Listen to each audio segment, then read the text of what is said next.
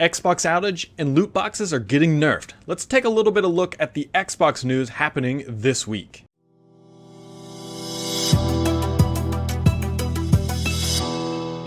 What's up, everybody? Brad here, back again. And last night there's no sugarcoating it. There was an outage for Xbox Live. Now, it wasn't your traditional outage where the whole thing was just right, boom, and shot and taken down and all that good stuff. No, this was sort of like a half outage, if you will. If you had a physical disc, shout out to the homies still buying that stuff, you could play your game. But if you had a digital title, such as Apex Legends in my example, you were out of luck, at least for a wide variety of the Xbox audience. Microsoft put out a statement on their status page saying, hey, this is an issue. It took them a while, and it took them many hours, somewhere between 4 and 5 hours to actually recover that service. So it was a pretty lengthy time that you were offline, and of course it happened during the evening hours, which makes everybody happy who's coming home from work and was hoping to get their gaming session on. Now here's what it actually looked like, just because why not?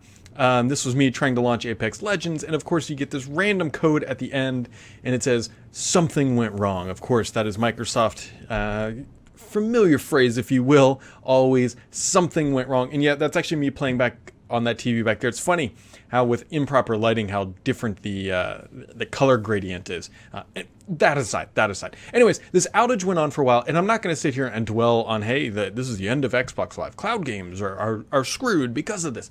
These things happen. Fortunately for Microsoft, knock on some wood here, is that they are pretty infrequent on the Xbox side. Yes, I know they happen on occasion. This is the nature of being a cloud service, but they are online for quite a while. My biggest complaint about the Microsoft outage is realistically this, that it's hard to know when there actually is an outage when you're playing your console, right? If you boot up just like I did last night and you're like, I'm just going to play this game, and wait, no, you're not. And then you start to do the troubleshooting, right? First thing you do is you unplug your Xbox, you do the hard reboot, you wait for it to come back, and sometimes that will fix the issue. But on this instance, the issue was actually on the back end. It was on Microsoft server side.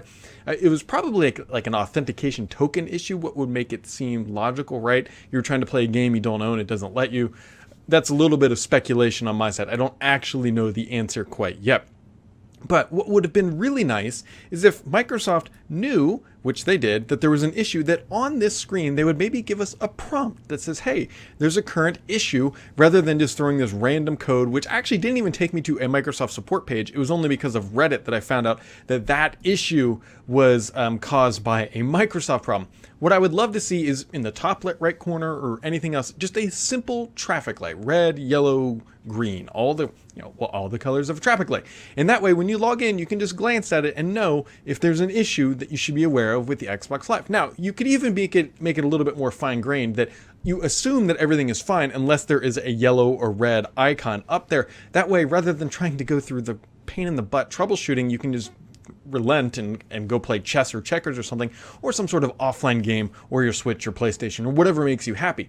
That would be very helpful. Microsoft clearly had the ability to connect to my console, because I could still see other things that were stored in the cloud, just not Xbox Live. So Microsoft has the capability to let me know that the cloud or its Xbox Live service has a disruption, but is not yet doing it. Now, I know that you can go into the settings and actually dig around, and then there is an actual status, but Microsoft, come on. Just put it on the dashboard, let us know, rather than be frustrated. It's just a really small thing that would make a big improvement on the user experience. I'm not blaming them for the outage, which, granted, it was their fault, but I am blaming them for poor communication when these things happen, because it's a pain in the butt. Now, last week we talked a bit about Gears 5. They had a new controller. Well, the rendering leaked. Well, this week they are pulling back the curtains, and we've got the full kit and caboodle here. And so there was some feedback last week, myself included, that didn't really love the controller design.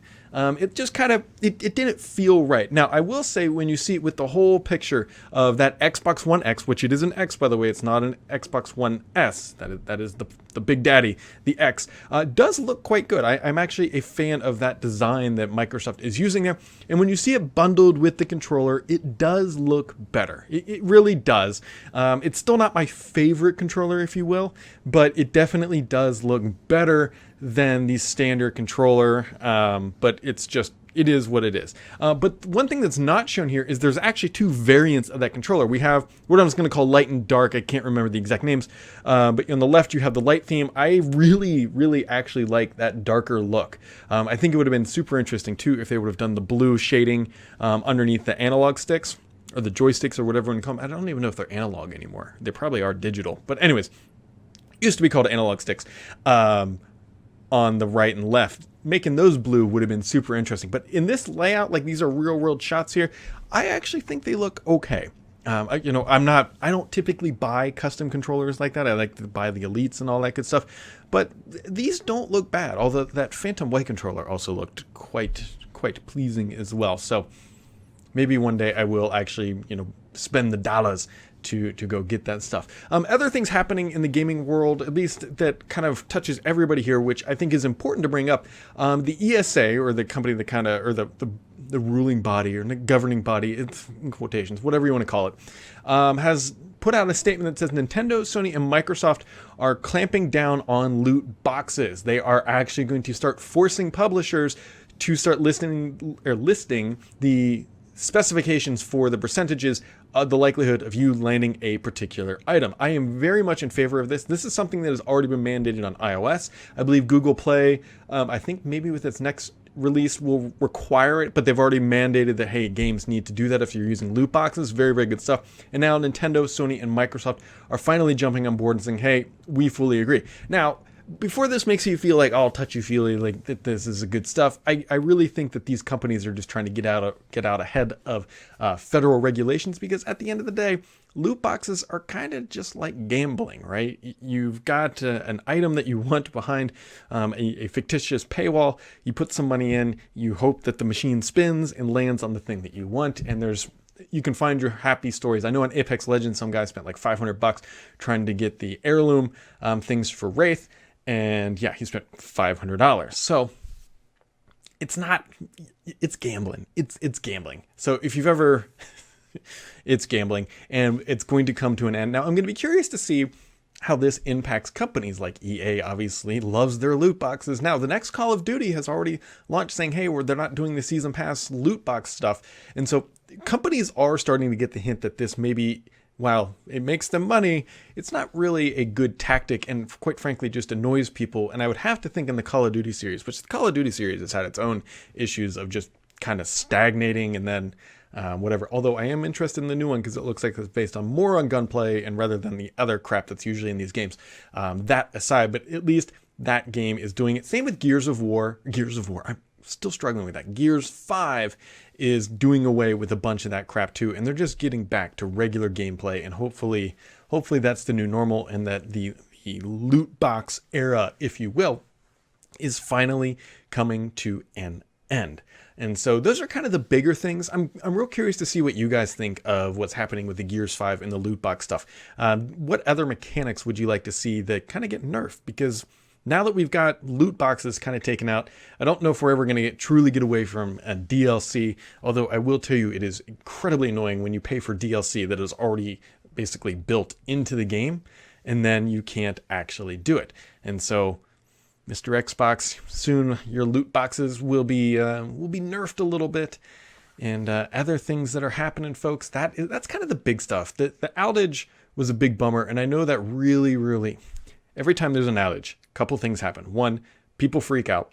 Two, people start blaming Microsoft and saying, hey, you can't support a cloud service. You can't do this. This is going to ruin xCloud. And then there's just kind of like oh yeah, we forget about it and then move on with life. These major outages don't happen all that often. Microsoft, again, is an enterprise company and has built-in on SLAs, if you're not service level agreements for being online. And they also have those SLAs with their partners as well, because you got to imagine like a game like Apex or Fortnite or anything else depends on Xbox Live being online. And for a company to invest money to make sure that their games are playable online, they need Microsoft to guarantee that Xbox Live will be online as well. So it's not like Microsoft would just ever kind of like haphazardly ignore this stuff by any means. But they very much do have a vested interest. And plus, with xCloud coming up, xCloud is going to be dependent on their game streaming online capabilities. So there's no way that they're going to flake out on this. Now, Google, on the other hand, Google has a pretty strong track record too, but you don't typically notice Google doesn't have services per se like Xbox Live that when they drop, people freak out. Like when Facebook goes down, people know about it because people on Facebook complain. Same with Twitter, same with all of the other platforms. But Google will be interesting, although I'm not really too concerned about online availability of these platforms. Google obviously has its cloud and enterprise stuff, but that's slightly different than Stadia. Anyways, folks, that is just a kind of quick midweek wrap up of the games going on. I haven't really done too many of these lately, but people seem to enjoy them. So if you like it, give it that thumbs up, subscribe, all that good stuff, and I'll keep doing them. Otherwise, I'll catch you guys here at the end of the week with the weekly wrap up.